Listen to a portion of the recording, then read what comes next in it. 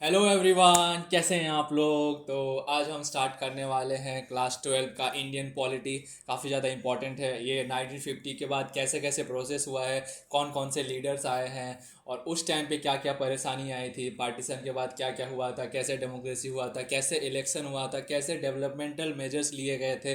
वो काफ़ी ज़्यादा इंपॉर्टेंट होता है यूपीएससी के लिए। और अगर क्लास 12 का बात करें तो उन लोग के लिए भी ये काफ़ी ज़्यादा इंपॉर्टेंट होता है। तो चलिए ख़त्म करते हैं इसको, आज स्टार्ट करते हैं। तो कोई दिक्कत नहीं है, चलिए देखते हैं पहला चैप्टर क्या है। पहला चैप्टर जो है, पहला चैप्टर में हम लोग पढ़ने वाले हैं क्या क्या पढ़ने वाले हैं। पहला चैप्टर पढ़ने से पहले हम लोग को इसमें कुछ क्वेश्चंस दिए गए हैं।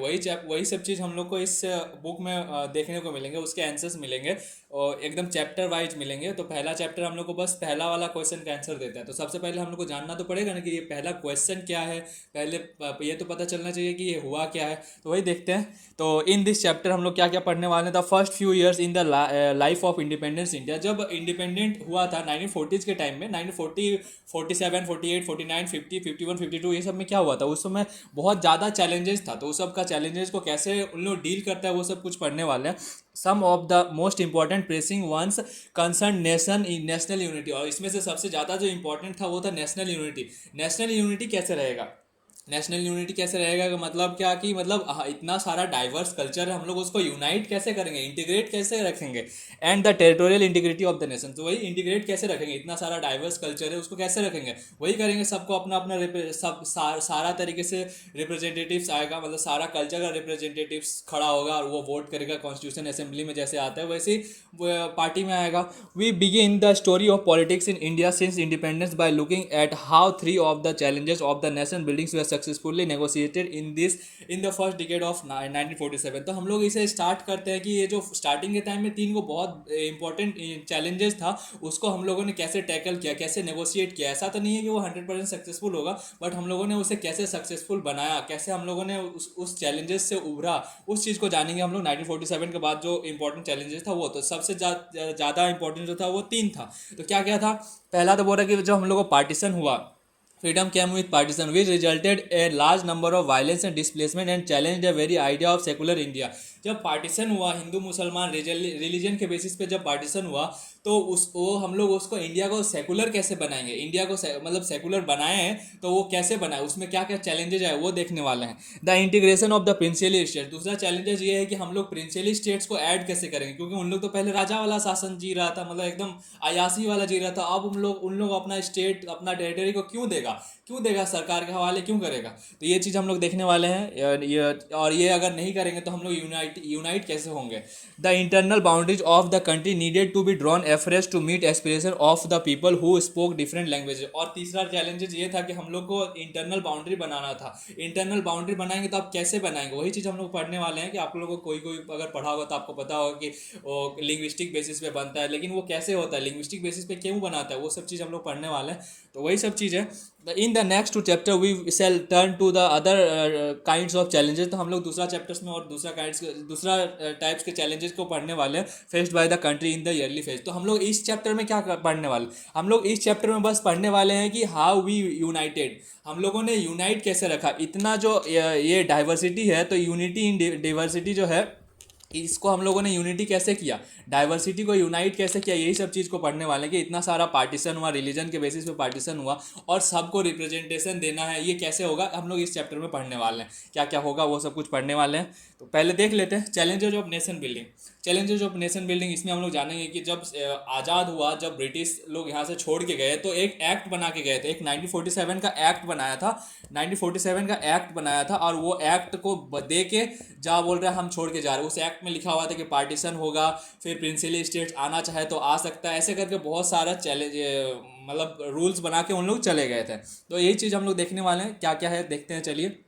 Challenges of nation building at the hour of midnight on 14 अगस्त 1947। तो 14-15 अगस्त के रात में, मतलब 15 अगस्त जब हम लोग मनाते हैं तो उसी के रात 12 बजे मान लो, 14 और 15 के जो रात होता है ना उसमें मान लो को हम लोग क्या था, इंडिया अटेंड इंडिपेंडेंस। तो उस टाइम इंडिया को इंडिपेंडेंस मिल चुका था। जवाहरलाल नेहरू ने अपना, जवाहरलाल नेहरू जो हम लोग का फ्री इंडिया का फर्स्ट प्राइम मिनिस्टर था, उन्होंने एक स्पेशल सेशन रखा था कॉन्स्टिट्यूशन असेंबली में।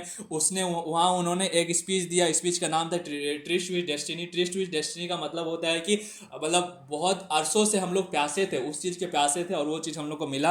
Tourist with destiny speech that you are familiar with, ये हम लोग जानते हैं क्योंकि हम लोगों ने दूसरे हिस्ट्री में पढ़ा है, तो इसीलिए ये कह रहा है कि हम लोग इसे जानते हैं। तो ठीक है, तो हम लोग 14-15 अगस्त को आज़ाद हुए और इसके बाद प्राइम मिनिस्टर ने ये क्या दिया, स्पीच दिया, और स्पीच का नाम क्या है, ट्रिस्ट विद डेस्टिनी डेस्टिनी ठीक है। This was the this was the moment India had been waiting for, ये इंडिया बहुत काफ़ी सालों से इसका वेट कर रहे थे। You have read in your book, हम लोगों ने इसे दूसरा टेक्स्ट बुक में पढ़ा था कि there were many voices in our national movement, बहुत सारे वॉइसेस थे, बस ऐसे ही नहीं कि बस नेहरू था, महात्मा गांधी थे, सुभाष चंद्र बोस थे, भगत सिंह थे, काफ़ी सारे लोग थे। But there were two goals almost everyone agreed upon, लेकिन सारे जो लीडर्स थे उसके बावजूद सारे लीडर्स का गोल एक ही, मतलब जो गोल था ना वो दो गोल सबका समान थे। क्या क्या गोल था कि हम लोग को इंडिपेंडेंस के बाद डेमोक्रेसी चाहिए, डेमोक्रेटिक गवर्नमेंट चाहिए, इलेक्टेड गवर्नमेंट चाहिए, एंड दूसरा क्या था, government will good for all, और दूसरा क्या था, सबका अपना मतलब जो गोल था, मोटिव था कि आज़ाद होने से पहले सबका मोटिव ये था कि एक तो कि डेमोक्रेटिक गवर्नमेंट होना चाहिए, और दूसरा बोला कि सबका अच्छा का काम करे, वो जो गवर्नमेंट हो वो सबका अच्छा का काम करे, कोई अगर नीचे होगा तो उसको ऊपर करेगा, मतलब जो अपर लोअर कास्ट में होगा उसको ऊपर करेगा, कोई अगर पुअर होगा तो उसको ऊपर करेगा, सोशल इक्वल जस्टिस करने, social economical and political justice करने का काम करेगा। ठीक है, particularly the poor and the social disadvantage group, और मतलब ज़्यादा तौर पे अगर वो जो पुअर है उसको ऊपर उठाने की कोशिश करेगा, सोशली डिसएडवांटेज का मतलब जो लोअर कास्ट है उसको ऊपर उठाने की कोशिश करेगा। Now that the country was independent, अब तो कंट्री इंडिपेंडेंट हो गया, पहले इसी चीज़ का गुस्सा दिखाता था कि हमको आज़ाद करो, आज़ाद करो हमको, हम लोग इन लोग के कारण हम लोग लोअर कास्ट अपर कास्ट को सेम सेम नहीं कर पा रहे, ऐसा आज़ाद करो आज़ाद करो। अब तो आज़ाद हो गया, अब तो करना था। The time had come to realise the promise of freedom, अब टाइम आ गया था कि जो जो इन लोगों ने प्रॉमिस किया था उसको पूरा करना है, तो अब टाइम आ गया था। This was not going to be ये ईजी, ये तो बिल्कुल ईजी होने वाला नहीं था। देखो अब ताज़ा ताज़ा एक बच्चा पैदा हुआ है, डेमोक्रेसी हुआ है ताज़ा ताज़ा, अब यहाँ से जो बड़े बड़े देश जो डेवलप थे, जो ब्रिटेन था वो छोड़ के चला गया है, अब कैसे ये अपने आप को डेवलप करेगा, एकदम ताज़ा ताज़ा है, खुद को कैसे बचा के रखेगा, कोई भी नाखून लगाएगा तो वो दब जाएगा, तो वैसा वाला चीज़ है, ना ज़्यादा पैसा है, अनपढ़ लोग हैं, अब हम लोग इसे यूनाइट कैसे रखेंगे, यूनाइट कैसे करेंगे, डेमोक्रेसी कैसे लाएंगे, डेमोक्रेसी और यूनियन दोनों ही अलग अलग चीज़ जैसे होता है, तो ये सब चीज़ हम लोग कैसे कैसे करेंगे। India was born as nation state in very difficult circumstances, तो इंडिया क्या था, इंडिया जो एक नेशन बना था ना वो बहुत ही डिफिकल्ट, बहुत ही मतलब एक तरीके से हार्ड सिचुएशन में हम लोग आज़ाद हुए थे। Perhaps no other country by then was born in situation more difficult than India in 1947। India जैसे आज़ाद हुआ था ना वैसे कोई भी कंट्री ऐसे आज़ाद नहीं हुआ है। Freedom came with the partition of the country, कैसे ये हम लोग को बोल रहा है कि हम लोग इतना डिफरेंट सिचुएशन में, हम लोग इतना डिफिकल्ट सिचुएशन में पैदा हो, क्योंकि हम लोग को जो आज़ादी मिला वो पार्टीशन को दे के मिला, मतलब एक हाथ से लो एक हाथ से दो, मतलब हम लोग का एक तरीके से हम लोग का दिल को छीना गया, दिल को छीना गया, वैसे आप सोच सकते हो कि हम लोग का अपना पार्टीशन करके हम लोग को आज़ादी मिल रहा है। लाहौर को देना पड़ा, सोचिए लाहौर उस टाइम पे कितना अच्छा जगह था, वो सब कुछ दे के हम लोग को आज़ादी मिल रहा है, तो ये एक तरीके से खुशी भी है, एक तरीके से नफरत, मतलब गुस्सा भी है, मतलब खराब भी है, सैडनेस भी है।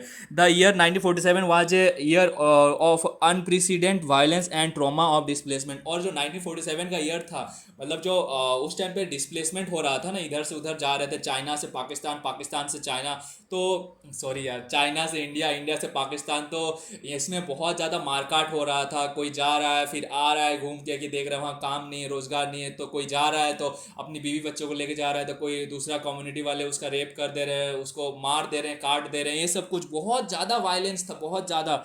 It was in the situation that the independent state India started on its journey to achieve several objectives, और ये पहला ऐसा मतलब सिचुएशन था इंडिया का कि अब अपना जर्नी स्टार्ट करने वाला सारा ऑब्जेक्टिव्स को कंप्लीट करने के लिए। Yet the turmoil that accompanied India did not make our leaders lose sight of the multiple challenges that face the new nation, तो इतना सब कुछ, इतना ट्रॉमा होने के बावजूद हम लोग के जो लीडर्स है वो भावुक नहीं हुए, वो डरे नहीं, वो फिर भी अपना जो चैलेंजेस जो था ना, वो जो एक मुट्ठी बना के रखे थे कि हम लोग को ये करना है, वो दम अभी भी था, उन लोगों ने अपना आपा नहीं खोया, क्योंकि उन लोगों को लग रहा था कि ये कुछ दिन है, कुछ दिन में ख़त्म हो जाएगा। ये देखो ट्रिस्ट विद सॉरी ये इंडिपेंडेंट होने के बाद 15 अगस्त को लाल किले से स्पीच दे रहे हैं, ठीक है, 15 अगस्त को ये देखो न्यूज़पेपर में लिखा गया, end of 2000 years old British rule. 1750 में आया था उन लोग, 1750 से उन लोग कब्जा करके रखा था। और उसके बाद 1947 में जा रहा है, royal assent to independence bill पेश किया गया कि मतलब अब इंडिपेंडेंट दे दिए, independence bill to dominion created India and Pakistan बन गया। तीन को चैलेंजेस था, क्या क्या चैलेंजेस था हम लोग वही इस बुक में तो बस सिर्फ एक ही चैलेंजेस को पढ़ने वाले हैं कि उसको टैकल कैसे किया गया, लेकिन पहले देख लेते हैं क्या क्या चैलेंजेस था। पहला तो चैलेंज होगा कि हम लोग का इतना सारा डाइवर्सिटी उसको यूनाइट कैसे करेंगे। दूसरा चैलेंज होगा कि हम लोग डेमोक्रेसी कैसे लाएंगे, अनपढ़ लोगों के साथ डेमोक्रेसी कैसे बनाएंगे। और तीसरा होगा कि हम लोग जो लोअर कास्ट वाले हैं उन लोग को अपर कैसे करेंगे, जो गरीब लोग हैं उसको अपर कैसे करेंगे। चलिए वही देखते हैं अब, जो नहीं सुना हो अच्छे से देखो। तो क्या क्या चैलेंजेस थे। The first challenge and the immediate challenge was to save a nation that was united, मतलब एक यूनाइट करने का चैलेंज था। Yet accommodative of diversity in our society, मतलब इतना सारा डाइवर्सिटी था तब भी हम लोग को ये करना था, यूनाइट करना था, ये एक चैलेंज था। India was a land of continental size, बहुत बड़ा है हम लोग को इंडिया को, पता है आपको। ये आपने सुना होगा कि इंडिया एक सब कॉन्टिनेंट भी है। मतलब सब कॉन्टिनेंट क्यों कहा जाता है, क्योंकि हम लोग कॉन्टिनेंट नहीं कह सकते, कॉन्टिनेंट मतलब चारों तरीके से चारों तरफ से घिरा हुआ, लेकिन ये चारों तरफ से घिरा हुआ नहीं है, इसीलिए हम लोग इसे सब कॉन्टिनेंट कहते हैं। बाकी इसमें सारे तरीके की चीज़ मिलते हैं, इसमें आपको रेत भी मिलेंगे, उसके बाद आपको ये मतलब एक तरफ डेजर्ट मिल रहा है तो एक तरफ सियाचिन ग्लेशियर मिल रहा है, आपको रिवर मिलेगा, आपको पहाड़ मिलेगा, सब कुछ मिलेगा यहाँ पे। तो वही है कि फॉलो डिफरेंट कल्चर, सबका कल्चर डिफरेंट है। आप नॉर्थ ईस्ट में जाइए, नॉर्थ ईस्ट में ही हजारों कल्चर है, ऐसा करके बहुत सारे कल्चर है, बहुत सारे रिलीजन है, हिंदू मुस्लिम सिख ईसाई, इतने सारे धर्म, सबको एक साथ कैसे रखा जाए, कैसे यूनाइट किया जाए। At that time it was widely believe that a country full of such kind of diversity could not remain together for long. तो उस टाइम पे ऐसा लोग सोचते थे कि इतना ज़्यादा डाइवर्सिटी के साथ कोई भी यूनाइट करके नहीं रख सकते, it's impossible bro, it's impossible. The partition of the country appear to prove every one's worst fear. तो ये जो पार्टीशन हुआ ना, पार्टीशन जब हुआ तो सबको पूरा एकदम डर दिखने लगा कि अब क्या होगा देश का, अब क्या होगा, अब क्या होगा। There were serious questions about the future of India, और ऐसा सवाल उठने लगे कि अब क्या होने वाला, हम लोग का फ्यूचर क्या होगा। Would India survive A unified country, तो क्या हम लोग एक यूनिफाइड होकर रह पाएंगे, मतलब हम लोग यूनिटी होंगे या फिर बंट जाएंगे। Would it do by so emphasising national unity at the cost of every other objective, और क्या अगर हम लोग यूनाइट होंगे तो जो डाइवर्सिटी है उन लोग को ख़त्म कर देंगे, सारे मतलब सारे कल्चर को ख़त्म कर देंगे। Would it mean rejecting all the religion and सब नेशनल आइडेंटिटीज। तो वही बोल रहा है कि जो नीचे लेवल के जो कल्चरल्स हैं, जो आइडेंटिटीज है, उसे हम लोग ख़त्म कर देंगे, नहीं, ऐसा तो कभी नहीं करेंगे। And there was an urgent question, और एक अर्जेंट क्वेश्चन था कि how was the integration of the territory of the India to be achieve, और जो टेरिटरी है जो उसको इंटीग्रेट करेंगे कैसे, क्योंकि अभी क्या था उस टाइम पे 565, हम लोग यूपीएससी में पढ़ते थे 552, बट यहाँ पे 565 है, तो कोई नहीं, आप लोग देख लीजिएगा। 565 टेरिटरी था, छोटा छोटा बटा हुआ था, प्रिंसिपली स्टेट्स बटा हुआ था, उसको हम लोग एक कैसे करेंगे, एकजुट कैसे करेंगे, सबसे बात करना होगा, कोई मानेगा नहीं मानेगा, क्योंकि हम लोग को जो उन लोग आज़ादी दे के गया था तो उन लोग बोल दिया था, ब्रिटिश अपना एक्ट जो 1947 एक्ट था उसमें ये बोल दिया था कि अगर प्रिंसिपली स्टेट्स चाहे तो उन लोग इंडिपेंडेंट रहे, चाहे तो इंडिया के साथ जुड़े, चाहे तो पाकिस्तान के साथ रहे, तो इन लोगों को इंडिपेंडेंट रहने का भी आज़ादी था। इसका बहुत लोगों ने फ़ायदा उठाया। फ़ायदा क्या उठाया, उन लोग अपना मांग किया ये मेरा हक है, ऐसा बोलने लगा। लेकिन ऐसा करेगा तो क्या हम लोग कभी यूनाइट हो पाएंगे, कभी नहीं हो पाएंगे। तो वही था द सेकेंड चैलेंज। अब दूसरा चैलेंज क्या था, पहला चैलेंज क्या था, how to unite with so much diversity. दूसरा चैलेंज क्या है, हाउ टू इस्टेब्लिश डेमोक्रेसी। इतना सारा अनपढ़ लोग है, इतना सारा डाइवर्सिटी है, कैसे होगा। दो ही चीज़ हो सकता है, एक तो यूनिटी, एक तो डेमोक्रेसी। क्योंकि डेमोक्रेसी में क्या होता है, सबको हक देना पड़ता है, लेकिन अगर हम लोग यूनिटी अपनाएंगे तो यूनिटी अपना रहे मतलब सबको एक साथ रखेंगे, सबको एकदम कब्जा में करके रखेंगे, तो हम सबको खिलने कहाँ दे रहे हैं। तो ये चीज़ है कि दो चीज़ एक साथ कैसे होगा। You have already studied the Indian constitution, हम लोगों ने इंडियन कॉन्स्टिट्यूशन को पढ़ा है। You know that the constitution granted fundamental rights and extended the right to vote to every citizen. तो हम लोगों ने इंडियन कॉन्स्टिट्यूशन में देखा है कि सबको वोट देने का अधिकार है। India adopted representative democracy based on the parliamentary form of government. तो इंडिया ने क्या किया है, डेमोक्रेसी स्टैब्लिश करने के लिए पार्लियामेंट्री फॉर्म ऑफ गवर्नमेंट अपना। पार्लियामेंट्री फॉर्म ऑफ गवर्नमेंट का मतलब लेजिस्लेचर से ही एग्जीक्यूटिव चुना जाता है, और लेजिस्लेचर को कौन चुनता है, लेजिस्लेचर को हम लोग चुनते हैं, और लेजिस्लेचर से एग्जीक्यूटिव से, और ये जुडिशियरी इंडिपेंडेंट होता है। ये चीज़ होता है, हम लोग पार्लियामेंट्री फॉर्म ऑफ गवर्नमेंट बोलते हैं उसको। आपको ये जानने की ज़रूरत नहीं है, ये आप यूपीएससी में अगर हैं तो पढ़े होंगे, कोई दिक्कत नहीं है। तो पार्लियामेंट्री फॉर्म ऑफ गवर्नमेंट था, रिप्रेजेंटेटिव डेमोक्रेसी था, सारे कल्चर से कोई ना कोई उठ के खड़ा होता था, प्रेशर ग्रुप से कोई एक लीडर आता था, कोई सारे रिलीजन से आ सकता था, कोई भी ऐसे आ सकता है, कोई दिक्कत नहीं है। These features ensure that the political competition would take place in a democratic framework. ये फीचर्स क्या दिखाता है कि हम लोग एक कंपटीशन रहेगा बना हुआ। ये देखो महात्मा गांधी एक स्पीच दे रहे हैं, महात्मा गांधी बोले tomorrow we shall be free from the slavery of the British domination. तो बोल रहे हैं कि हम लोग कल फ्री होने वाले हैं, 14 अगस्त को स्पीच दे रहे हैं कि हम लोग कल फ्री होने वाले हैं, but at the mid night India will be partition. लेकिन जो 15-14 अगस्त के रात है उसमें हम लोग का पार्टीशन होने वाला है। Tomorrow will this be a day of rejoicing as well as mourning. तो बोल रहा है कि रिजॉइसिंग मतलब आप खुशी मनाने का भी दिन है और मॉर्निंग दुख का भी दिन है। ये आप कैसे करोगे बताओ, बोल रहा है। तो कैसे होगा, मतलब खुशी मनाए कि दुख मनाए। ठीक है, अब देखते हैं चैलेंज ऑफ नेशनल विनिंग। नहीं, अब तीसरा चैलेंजेस से पहले थोड़ा सा और लिखा हुआ है, democratic constitution is necessary but not sufficient for establishing democracy. देखो हम लोग कॉन्स्टिट्यूशन बना दिए, इसका मतलब ये नहीं होता है कि डेमोक्रेसी आ गया, सबको हक मिल गया, नहीं होता है। जब तक उस कॉन्स्टिट्यूशन को हम लोग, मतलब ये है कि एक आप एग्रीमेंट बना दिया, रूल बना दिया, रूल को कोई फॉलो नहीं कर रहा है, तब क्या फायदा है उसका। तो रूल को स्ट्रिक्टली फॉलो करवाना ही डेमोक्रेसी होता है, तब हम लोग उसको कॉन्स्टिट्यूशनलिज्म बोलेंगे। मतलब कॉन्स्टिट्यूशन का वैल्यू है, अगर तुम रूल बना दिए और रखा हो तो उसका कुछ वैल्यू नहीं है, तो वो डेमोक्रेसी कहाँ से आया। तो उसको फॉलो करवाना इंपॉर्टेंट था, वो एक चैलेंज था। ये कॉन्स्टिट्यूशन बनाना चैलेंज नहीं था, the challenge was to develop democratic practice. वो जो प्रैक्टिस उसे कराना, उस रूल के अकॉर्डिंग, उस प्रोसीजर के अकॉर्डिंग चलना, वो एक हम लोग का क्या था, क्या बोलते हैं उसको, चैलेंजेस था in accordance with the constitution. तो कॉन्स्टिट्यूशन के अकॉर्डिंग चलना वो हमारे लिए एक चैलेंज था। The third challenge was to ensure development and wellbeing of the entire society. और तीसरा चैलेंज क्या था, इकोनॉमिक और पॉलिटिकल डेवलपमेंट, इकोनॉमिक और सोशल डेवलपमेंट, मतलब सबको डेवलप करे, सबको इक्वल करे। ये हम लोग का क्या था, एक चैलेंजेस था, क्योंकि लोअर कास्ट अपर कास्ट बहुत सारा होता था, नॉट ओनली और सम सेक्शन। ऐसा नहीं था कि बस कुछ लोगों को अपर कर दो और सबको हटा दो, नहीं, ऐसा नहीं कर सकते। द अगेन क्या लिखा हुआ है, here again the constitution clearly let down the principle of equally and special protection to socially disadvantage group. तो इसीलिए हम लोगों का फंडामेंटल राइट्स भी, राइट टू इक्वलिटी, ये सब राइट, नॉट डिस्क्रिमिनेट, अनटचेबिलिटी। फिर डीपीएसपी में जाए तो ऊपर उठाने का बात करता है। तो ये सब चीज़ हम लोग के बारे में कॉन्स्टिट्यूशन में तो लिखा हुआ है, लेकिन इसे हम लोग टैकल कैसे करें, उठाएं कैसे। इसीलिए वो जो प्लानिंग कमीशन आता है, फिर उसमें एग्रीकल्चर को बढ़ावा देता है, इंडस्ट्रियलाइजेशन को बढ़ावा देता है, ताकि जो काम करे वही सब कुछ करे, जो अपर अप कर पाए सबको। डीपीएसपी में भी है। And religious and cultural community, सबको मतलब ऊपर उठाने की कोशिश करेगा। The constitution also set out the directive principles of DPSP. मतलब हाँ, वही कॉन्स्टिट्यूशन में लिखा हुआ है डीपीएसपी के बारे में। The welfare goals that democratic politics must achieve. जो एक डेमोक्रेटिक पॉलिटिक्स को अचीव करना चाहिए। रुकिए थोड़ा सा।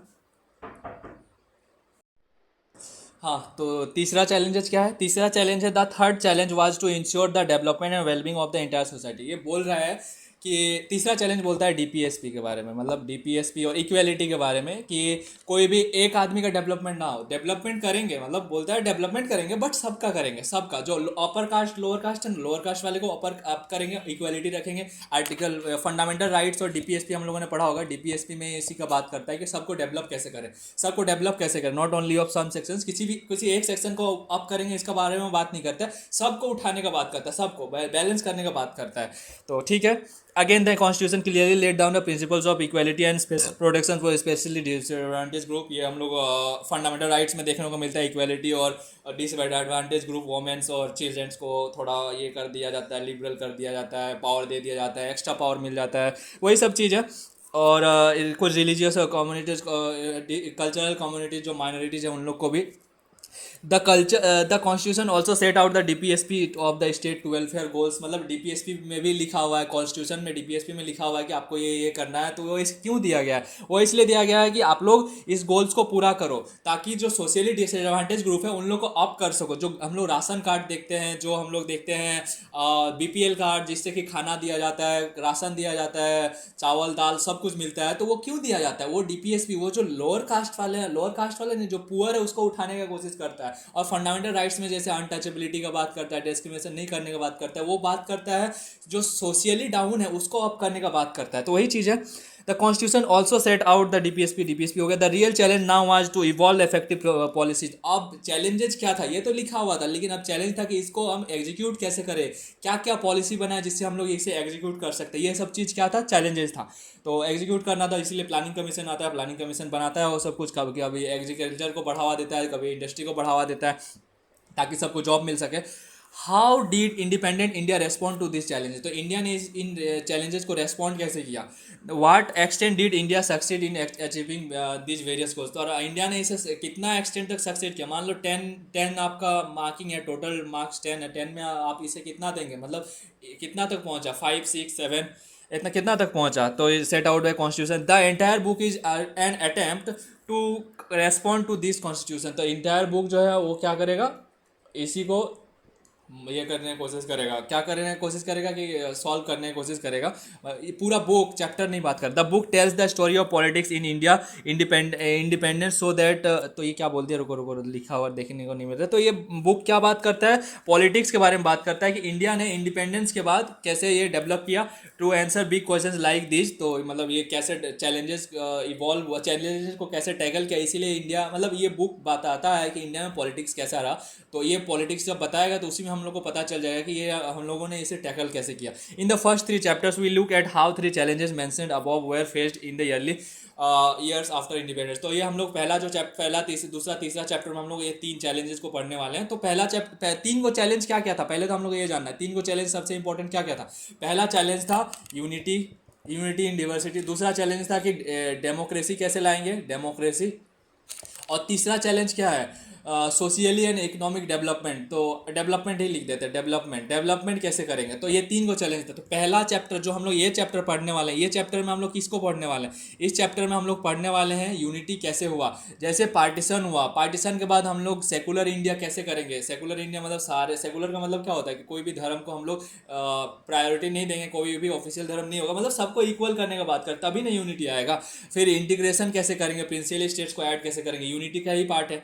फिर इंटरनल बाउंड्रीज कैसे बनाएंगे, बाउंड्री ऐसा तो नहीं बना दो जिससे कि मतलब वो अलगाववादी पैदा हो जाए, कि नक्सल ग्रुप जो बाद में बनता है वैसा कुछ भी ऐसा ना हो कि अलग अलग हो जाए, अलग अलग टेरिटरी हो जाए, ये ना हो। तो इसीलिए हम लोग क्या करते हैं, हम लोग पहला चैप्टर में यही चीज़ पढ़ेंगे कि क्या चीज़ अपनाएं हम लोग जिससे कि सबको, मतलब यही 3 को चीज़ पढ़ने वाले हैं। मतलब यूनिटी कैसे किए, यूनिटी के लिए पहले तो सेकुलर चीज़ अपनाएं, कैसे अपनाएं। दूसरा प्रिंसिपल स्टेट्स को कैसे बनाएं। तीसरा हम लोग बात करेंगे इंटरनल बाउंड्री क्या होता है, कैसे हम लोग ने किया, इंटरनल बाउंड्री को कैसे इस्टेब्लिश किया। तो पहला चैप्टर में हम लोग यही था, पहला चैप्टर यूनिटी। अब देखते हैं, रुको यार था नहीं, अब बाकी ही है, करते हैं। हाँ, तो ये सब था how did India responded in this chapter. We focus on the first challenge. तो हम लोगों इस चैप्टर में हम लोग बस इसी चैलेंज को फोकस करने वाले हैं, दैट क्या है, nation building that occupied centre stage in early immediate after independence. तो जो पहला चैलेंज था ये लिया था। We began by looking at the event that form the context of independence. तो हम लोग कैसे देखेंगे, हम लोग जो इस टाइम पे कुछ कुछ जो इवेंट हुआ उसके अकॉर्डिंग देखेंगे। This can help us understanding why the issue of national unity and security become a primary challenge. तो अगर हम लोग उस चैलेंज को देखेंगे, जैसे पार्टीशन हुआ, उस इवेंट को हम लोग देखेंगे तो हम लोग को पता चलेगा ये एक चैलेंज कैसे है, ये इतना इतना इंपॉर्टेंट, हम लोग इसे क्यों बोल रहे हैं। At the time of independence we shall then see how India chose to shape unity in self itself into a nation. तो फिर हम लोग क्या देखेंगे, क्या देख पाएंगे कि इंडिया ने खुद को, मतलब यूनिटी कैसे बनाया, कि मतलब खुद को सेव कैसे किया। United by a share history and common destiny. सब मतलब सबका अलग अलग हिस्ट्री है, उससे हम लोग United by a share history, मतलब सबका कल्चरल अलग है, बट जो हम लोग को सबको सताया जा रहा था वो सेम ही था, सभी गुलाम था। तो वही बोल रहा है कि United by a share history common destiny, सबका गोल सेम ही था, सबको मतलब क्या था कि अच्छा जिंदगी जीना था। This unity had to reflect the aspiration of people across the different region and deal with the disparities that existed among regions and different sections of the people. तो ये जो यूनिटी था, ये यूनिटी क्या रिफ्लेक्ट कर रहा था, aspirations of the people across the different regions. सारे जो कल्चर्स थे उसके एस्पिरेशंस, गोल्स, जो सोच मतलब सपना जो उन लोग सोचा हुआ था कि हम लोग ऐसा रहेंगे, सारे सेक्शंस ऑफ सोसाइटी का, वो सब चीज़ को दिखाता था ये यूनिटी। यूनिटी होगा तभी ना हम लोग अच्छे से रह पाएंगे। इन the next 2 chapters we shall turn the challenges of establishing a democracy and achieving economic development with equality and justice। और दूसरा चैप्टर्स में हम लोग वही डेमोक्रेसी को कैसे एस्टेब्लिश करते हैं, और तीसरा चैप्टर्स में हम लोग इक्वलिटी और जस्टिस कैसे देते हैं, कोई कम है तो उसको ऊपर कैसे उठाना है, वो सब देखेंगे। उस टाइम पे कुछ कुछ स्टाम्प्स बने थे, देख लो, रिपब्लिक ऑफ इंडिया 1950, इनोग्रेशन जनवरी 1926, ये सब हम लोग खुशी मनाते हुए सब किए थे। रिपब्लिक ऑफ इंडिया इनोग्रेशन जनवरी 1926, हाँ जनवरी 26 1950, ये भी एक बनाया था। तो ये थ्री स्टाम्प्स 1950 में बनाया गया था कि हम लोग खुशी से बनाए थे, और कुछ नहीं, ये सब चीज़ पढ़ने का दिक्कत मतलब ज़रूरत नहीं है, हम लोग को ख़त्म करना है। तो देख लो, अब दो गो आदमी है, एक है जिन्ना और एक है नेहरू जी। दोनों क्या बोलते हैं यूनिटी से रिलेटेड, क्या बोलते हैं वो चीज़ देख लेते हैं। मतलब दोनों में एक था ना कि ये जो जैन जिन्ना बोला था कि हम लोग, और ये कहाँ, ये उभरा कैसे था पार्टीशन, मतलब पार्टीशन जो हुआ, पाकिस्तान जो बना वो कैसे बना, इन लोग का एक ये था all India Muslim league, all India Muslim league था। ऑल इंडिया मुस्लिम लीग ये क्यों बना था, ये बना ही था कि जो मुस्लिम है उन लोग का इंटरेस्ट को बचा के रखना है, उन लोग के लिए ही काम करेगा। तो इन लोग कैसे सपोर्ट करेगा, क्योंकि जब पार्टीशन हुआ तो कुछ लोग यहाँ से वहाँ गए, कुछ लोग वहाँ से यहाँ आए, और कुछ लोग जो नहीं आना चाहते थे वो लोग वहीं रह गए। तो इसमें तो ऐसा नहीं है कि जब पाकिस्तान बना तो पाकिस्तान में मुस्लिम नहीं है, पाकिस्तान में मुस्लिम तो था ही, वो फुल्ली मुस्लिम स्टेट तो था, बट वो मुस्लिम स्टेट था, बट उसमें ऐसा नहीं था कि वहाँ वहाँ पे इंडियंस लोग नहीं रहते थे, इंडिया के जात वाले भी लोग रहते थे। उसको यहाँ उसको क्या वैल्यू दिया जाएगा ये देखने वाले हैं। और इंडिया में भी ऐसे ही मुस्लिम भी होगा, सारे लोग होंगे, तो उसको क्या होगा। तो देखो, हम पहले एक टेबल बना देते हैं, एक तरफ जिन्ना करते हैं, एक तरफ नेहरू करते हैं। जिन्ना क्या बोलता है, जिन्ना का कंट्री क्या है, ये एक मुस्लिम स्टेट है, मुस्लिम स्टेट है। इंडिया क्या है, सेकुलर स्टेट है, सेकुलर स्टेट है, बट मुस्लिम स्टेट है। फिर भी बोला कि यहाँ पे जो हिंदू है, मतलब कोई भी और टाइटल है, कोई टाइटल नहीं, मतलब कोई भी रिलीजन है, उन लोग को भी सेम रेस्पेक्ट दिया जाएगा, उन लोग के साथ भी कोई भेदभाव नहीं होगा, उन लोग भी चाहे तो मंदिर जाए, जो करना है करे, उन लोग का भी पूरा हक है। लेकिन ये क्या बोला नेहरू जी, क्या बोला नेहरू जी, बोला सेकुलर स्टेट है, इंडिया में सारे रिलीजन सेम है, सारे रिलीजन को कोई भेद, मतलब किसी भी रिलीजन को डिसरेस्पेक्ट नहीं किया जाएगा, सब कुछ सेम है, सब कुछ सेम है। बट जो मुस्लिम है, मुस्लिम और बहुत सारे मतलब जो थे रिलीजन थे, उन लोग को माइनॉरिटी का दर्जा दिया। माइनॉरिटी का दर्जा क्यों दिया, क्योंकि उन लोग according to the population, according to the percentage, उन लोग बहुत ज़्यादा कम थे, मतलब पॉपुलेशन नहीं, परसेंटेज वाइज बहुत ज़्यादा कम थे। जैसे कि 100% में से लगभग 12% मुस्लिम थे। तो ये आप देखेंगे नंबर वाइज तो करोड़ों में दिखेगा आपको, बट ये परसेंटेज वाइज काफ़ी ज़्यादा कम है। तो इन लोग को भी बचाए रखना है, तो इसीलिए हम लोगों ने क्या किया, माइनॉरिटी का दर्जा दिया, मतलब उन लोग को थोड़ा बढ़ावा देंगे, उन लोग को कुछ रिजर्वेशन दे देंगे, वैसा कुछ करेंगे। तो ये चीज़ था हमारा, रिजर्वेशन नहीं, उन लोग अपना इंस्टीट्यूशन खोल सकते हैं। आप लोग 28 29 30 ये सब पढ़े होंगे, तो ठीक है। इन लोग का दोनों में डिफरेंस तो पता चला ना। ये भी बोलता है कि हम भी हिंदू को रखेंगे, सबको रखेंगे, ये भी बोलता है हम भी रखेंगे। ये था मुस्लिम स्टेट, ये था सेकुलर स्टेट, और वही चीज़ बात करता है। इसमें माइनॉरिटी का कुछ भी बात नहीं है, यहाँ पे माइनॉरिटी की बात होता है। किसका बात कर रहे हैं, नेहरू जी का बात कर रहे हैं, ये जिन्ना जी का। आप थोड़ा पढ़ के देख लेते हैं, कुछ है नहीं। We should begin to work in that spirit in course of time of all these angularities and majorities and minority communities। हम लोग को कैसे काम करना होगा, सारे लोगों को, मेजोरिटी माइनॉरिटी सबको, सबके स्पिरिट को मिला के काम करना होगा। The Hindu community, the Muslim community, because even as the Muslim you have Pathans, मतलब मेजोरिटी माइनॉरिटी बोल रहा है कि मेजोरिटी में मुस्लिम था और माइनॉरिटी में हिंदू था। तो मुस्लिम में कौन कौन था, पठान्स था, पंजाबी था, सिया सुन्नी था, तो ये सब था। और हिंदू में क्या था, हिंदू में ब्राह्मण था, वैष्णव था, क्षत्रिय था, बंगाली था, मद्रासी था, ये सब थे। तो ये था, ये क्या बोला कि आप लोग सब फ्री है, आप लोग चाहे आप लोग कहीं भी टेंपल जाओ, आप लोग मॉस्क्यू जाओ, टेंपल जाओ, मॉस्क्यू जाओ, आप कोई भी प्लेस जा सकते हो, कोई भी दिक्कत नहीं है पाकिस्तान के अंदर। You may belong to any religion और कास्ट और क्रीड, आप कोई भी मतलब जाति धर्म कुछ भी हो, that has nothing to do with the business of state. वो उसका पाकिस्तान उसके साथ कुछ भी नहीं करेगा, मतलब स्टेट के साथ उसका कुछ रिलेशन नहीं रहेगा, आप कहीं भी जा सकते हो। बट रियलिटी में क्या ऐसा होता है, ऐसा नहीं होता है। ऐसा मतलब जब जिन्ना था उस टाइम पे आप बोल सकते हैं, बट धीरे धीरे ये चीज़ खत्म हो जाता है। ऐसा ये बोला। और नेहरू जी क्या बोले, नेहरू जी क्या बोले ये देख लेते हैं। वी हैव मुस्लिम माइनॉरिटी, हम लोग का बोलते हैं मुस्लिम माइनॉरिटी है, who are so large in number, जो ये आप अगर गिनती करेंगे तो काफ़ी ज़्यादा है, मतलब परसेंटेज वाइज काफ़ी कम है, परसेंटेज वाइज काफ़ी कम है। 100 में से लगभग 12%, 10 से 12% क्या था, मुस्लिम था। बट पॉपुलेशन वाइज काफ़ी ज़्यादा था, क्यों, बिकॉज पॉपुलेशन ही उस टाइम पे कितना था, लगभग 90 करोड़ जैसा कुछ होगा 1950 में। तो 90 करोड़ पॉपुलेशन काफ़ी ज़्यादा होता है। 90 करोड़ में अगर 10% भी मानोगे तो 9 करोड़ हो रहा है, तो 12% तो 10 करोड़ से ज़्यादा ही होगा, काफ़ी ज़्यादा पॉपुलेशन हो रहा है। तो भले ही पॉपुलेशन ज़्यादा है बट वो परसेंटेज वाइज कम है, तो उन लोगों को क्या बोला, माइनॉरिटी में रखा। दैट दे कैन नॉट, वो कहीं जा नहीं सकते, इवन इफ दे वांट, वो कहीं जाए भी तो नहीं जा सकते। मतलब मुस्लिम जो माइनॉरिटी में, उसको हम लोगों ने क्यों रखा, उन लोग परसेंटेज वाइज कम है, मतलब लेकिन पॉपुलेशन काफ़ी ज़्यादा है, पॉपुलेशन काफ़ी ज़्यादा है, बट उन लोग चाहे तो भी कहीं जा सकते हैं, नहीं जा सकते। Go any elsewhere, that is the basic fact about where they can be no argument. तो उन लोग कहीं जा नहीं सकते, तो इसीलिए हम लोग उसके साथ भेदभाव नहीं करेंगे। Whatever the provocation from Pakistan and whatever the indignities and horror inflicted to non Muslim there, तो वो ये बोल रहे हैं कि चाहे मुसलमान लोग, मतलब जिन्ना वहाँ पे पाकिस्तान में हिंदू लोग के साथ जैसा भी व्यवहार करें, हम लोग इन लोगों के साथ आज गंदा तरीके से वैसे ही व्यवहार नहीं करेंगे। हम लोग क्या करेंगे, we must give security and right of citizen in the democratic state. हम लोग उन लोग को पूरा अच्छे से रखेंगे, डेमोक्रेसी में उन लोग को भी वैल्यू देंगे, सब कुछ देंगे, सारा राइट देंगे। अगर ये हम लोग फेल हो गए तो हम लोग के ऊपर धिक्कार है, बस ये चीज़ बोलता है।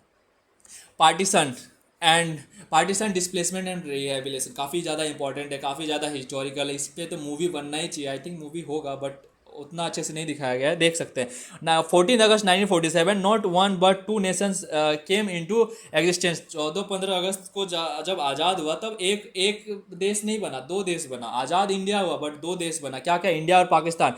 This was the partition. क्या लिखा है, रुको, this was the result of partition, ये पार्टीशन के कारण ऐसा हुआ। फिर क्या बोल रहा है कि द डिवीजन, रुको यार,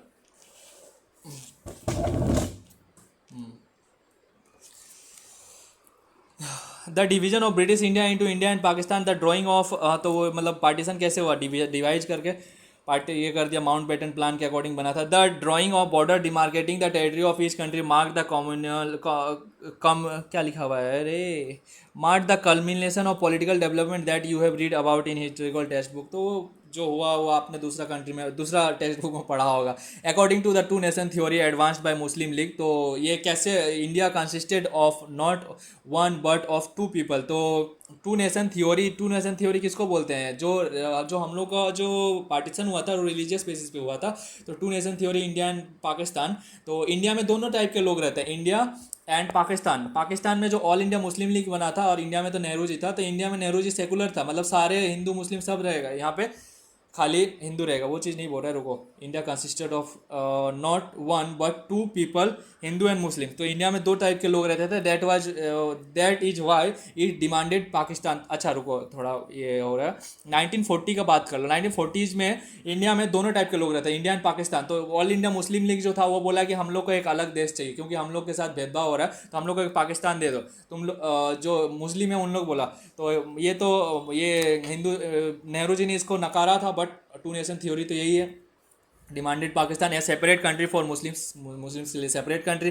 the Congress oppose this theory, Congress ने इसे अपोज किया। डिमांडेड फॉर पाकिस्तान, जो बोला नहीं हम लोग अलग नहीं करेंगे। But several political development in 1940s में बहुत सारा डेवलपमेंट हुआ था, मतलब क्रिप्स मिशन, कैबिनेट मिशन। फिर 1940 में एक लाहौर सेशन हुआ था मुस्लिम लीग लोग का, तो उसमें भी उन लोगों ने क्या किया था कि वो बोला था कि उसमें पहली बार उन लोगों ने मांग किया था पार्टीशन का, उसके बाद मांग करते जाते हैं, तो इसलिए हम लोग को देना ही पड़ता है। The political competition between the Congress and the Muslim League and the British role led to the decision for the creation of partition. तो कांग्रेस का, मुस्लिम लीग का, और सबसे इंपॉर्टेंट जो उसके हमारे पापा सबके, मतलब उस टाइम के ब्रिटिश, उसके कारण हम लोग कुछ नहीं कर पाए पार्टीशन करने से, पाकिस्तान बनने से। अब प्रोसेस ऑफ पार्टीशन देख लो कैसे हुआ था। Thus it was decided that what was till then known as India would be divided into two countries। तो वही अभी तक डिसाइड हुआ था कि जो अभी इंडिया है वही डिवाइड होगा इंडिया और पाकिस्तान में। Such a division was not only very painful, ये ऐसा नहीं कि सिर्फ पेनफुल था, इसके साथ साथ क्या डिफिकल्ट भी था, कि इम्प्लीमेंट करना भी डिफिकल्ट था, कि कैसे क्या चीज़ करेंगे। पता है आप लोगों को, बहुत सारे लोग कैंप में रहते थे, कैंप में जो टेंट वाला कैंप होता है ना, कैंप में सालों तक गुजार दिए, महीनों सालों तक गुजार दिए। It was decided to follow the principle of religious majority. तो बोला गया कि अब हम लोग कैसे, प्रोसेस क्या था पार्टीशन होने का, रिलीजियस मेजोरिटी, जहाँ मतलब ये था ये सॉरी यार थोड़ा गंदा बना दिया, ये यहाँ भी एक जगह यहाँ भी एक जगह है। बोला कि जहाँ भी रिलीजियस मेजोरिटी ज़्यादा होगा वहाँ पे मुस्लिम लोग मतलब वहाँ पे मुस्लिम स्टेट बनेगा। तो बोला यहाँ पे बनेगा, पाकिस्तान में मुस्लिम लोग थोड़े ज़्यादा थे और इधर बांग्लादेश में भी ज़्यादा थे, जो उस टाइम उसको ईस्ट पाकिस्तान बना दिया गया। तो बोला ठीक है, ये हम लोगों ने नहीं किया, ये मेन बात था उस टाइम पे हम लोग का कंट्रोल नहीं था, ब्रिटिश इंडिया का कंट्रोल था, तो उन लोग के अकॉर्डिंग हम लोग को काम करना पड़ता था। This basically means the areas where the Muslims were in majority would make up the territory of Pakistan. जहाँ मुस्लिम मेजोरिटी होगा, यहाँ था, उन लोग तो पूरा खुश, दो गो पाकिस्तान मिल रहा है, दबा के रखेंगे इसको, ऐसे करके दबा के रखेंगे, यहाँ भी कान में कलकली कर देंगे। The rest was to stay India, और जो है वो इंडिया में रहेगा। तो the idea might appear simple, तो ये जैसा दिख रहा है लग रहा है बहुत सिंपल है, लेकिन ये बहुत ज़्यादा सिंपल नहीं था, क्योंकि बहुत ज़्यादा डिफिकल्टीज था। कैसा बोल रहा है कि there was no single belt for Muslim majority, ऐसा सिंपल सिंगल बेल्ट था ही नहीं जहाँ पे मुस्लिम मेजोरिटी था। कहीं पे मुस्लिम मेजोरिटी है तो उसमें एक गो एक्स्ट्रा कॉलोनी हिंदू का मिल जाता था, मुस्लिम दूसरा धर्म का मिल जाता था, कॉलोनी दूसरा हो जाता था, कुछ लोग ऐसे रहते थे। There were two areas of concentration, one in the west and one in the west. लेकिन फिर भी अगर हम लोग मेजोरिटी देखें कि कुछ कुछ ऐसा मुस्लिम मतलब ठीक है, थोड़ा मोड़ा मिक्सचर है, बट अगर मेजोरिटी में देखें तो दो जगह ऐसा दिखा हम लोग को, पाकिस्तान और Bangladesh. There was no way this two parts could be joint, और ऐसा कुछ कहीं से भी पॉसिबल नहीं था कि हम लोग इसे ज्वाइन कर पाएँ। अगर ज्वाइन करने की कोशिश करें तो सीधा दिल से छीना मार रहे, तो ये ऐसा कभी भी हो नहीं सकता था। और जिन्ना का ये सोच था हम लोग फ्यूचर में क्या करेंगे, यहाँ से यहाँ तक पूरा काट देंगे इसको, पूरा ऐसे करके हम लोग देश बना लेंगे, लेकिन अफसोस कोई हो नहीं सका, वो मर गया। तो ऐसा सोचा था वो, बाद में पाकिस्तान हट गया। तो ये था। So it was decided that the new country Pakistan will comprise two territory. तो बोला कि कभी भी कैसे भी ज्वाइन नहीं हो सकता, बीच में इंडिया है, तो दो गो टेरिटरी बना दो, वेस्ट एंड ईस्ट पाकिस्तान बना दो, separated by a long expanse of Indian territory, बीच में इंडिया।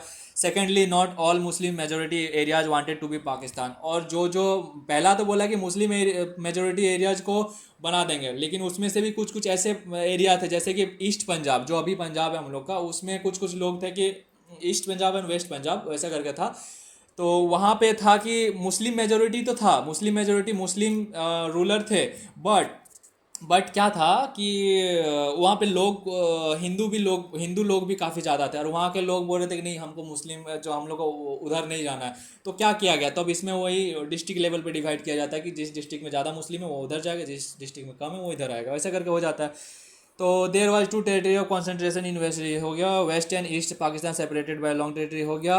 खान अब्दुल गफ्फार खान, ये देखो हिंदू, ये गांधी के काफ़ी ज़्यादा अच्छे ये थे, क्या बोलते हैं, भक्त थे।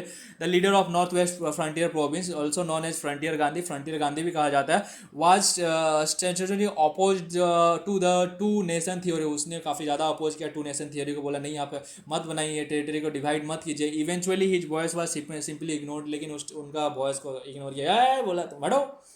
The North waste frontier Province was made to merge with Pakistan. North waste frontier Province जो पंजाब वाला इलाका था, उसको भी बोला कि आप इंडिया के साथ ऐड करो, मतलब लाहौर वॉर को ऐड करो, ऐसे ही बात कर रहा था।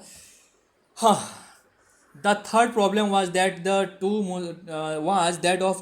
was of the Muslim majority province of British India, Punjab and Bengal had very large area where the non-Muslims were in majority। अरे यार वो सेकंड में कह दिया कि सॉरी, सेकंड में ही मैंने बता दिया कि कुछ कुछ ऐसे ऐसे जगह थे जहाँ पे मेजोरिटी तो मुस्लिम में था, लेकिन वहाँ के लोग नहीं चाहते थे। लेकिन उसके साथ साथ कुछ कुछ ऐसा ऐसा एरिया वाला था जहाँ पे मतलब तीसरा क्या बोल रहा है, तीसरा बोल रहा है कुछ कुछ ऐसा ऐसा जगह है जहाँ पे नॉन मुस्लिम मेजोरिटी में थे, मतलब, लेकिन वहाँ के जो रूलर थे वो थे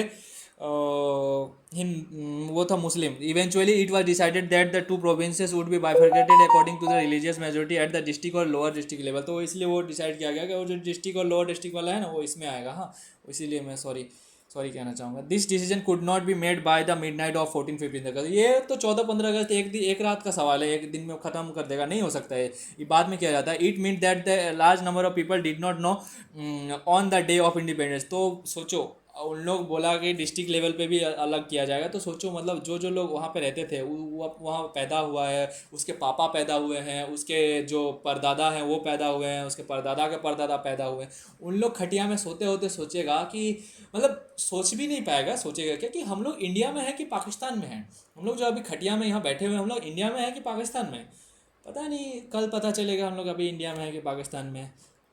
वेयर दे वेयर इन, पता नहीं है पाकिस्तान में। The partition of these two provinces cause deepest trauma partition. और ये जो पार्टीशन हुआ इसमें ये एक बहुत बड़ा ट्रॉमा है, क्योंकि काफ़ी लोगों का रेप हुआ, मर्डर हुआ, किलिंग्स काफ़ी ज़्यादा हुए, ये सब कुछ हुआ।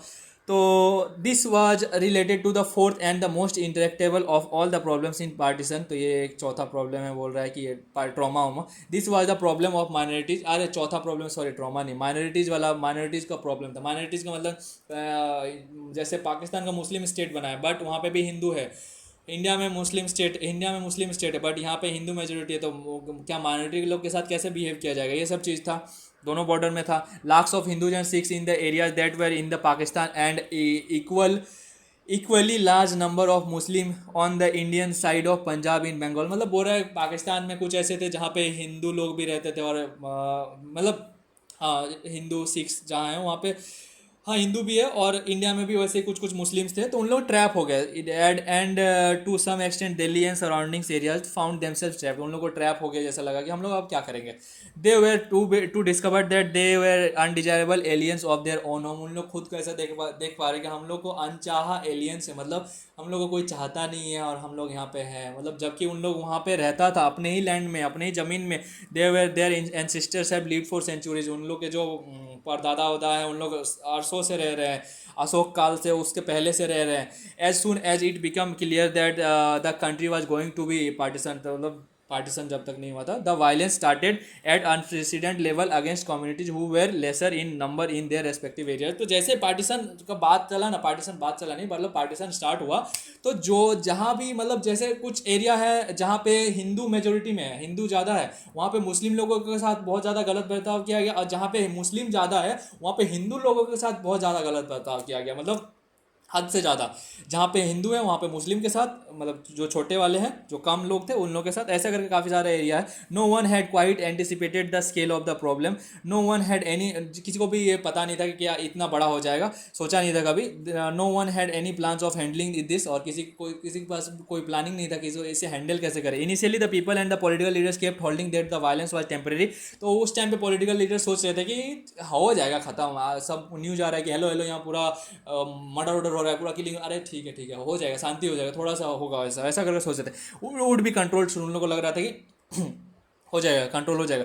But very soon the violence went out of control. लेकिन ये वायलेंस आउट ऑफ कंट्रोल हो गया। Such communities on both the sides of the border were often compelled to leave their homes at a few hours notice. और सबको बोला गया कि आप मतलब फ्यू आवर्स नोटिस, 12 बजे बोला 3 बजे तक खाली करो, बोला 12 बजे नोटिस मिला, 3 बजे तक खाली करो, ऐसा कुछ घंटे पहले नोटिस देके बोला खत्म, खाली करो खाली करो खाली करो, भागो भागो भागो भागो यहाँ से।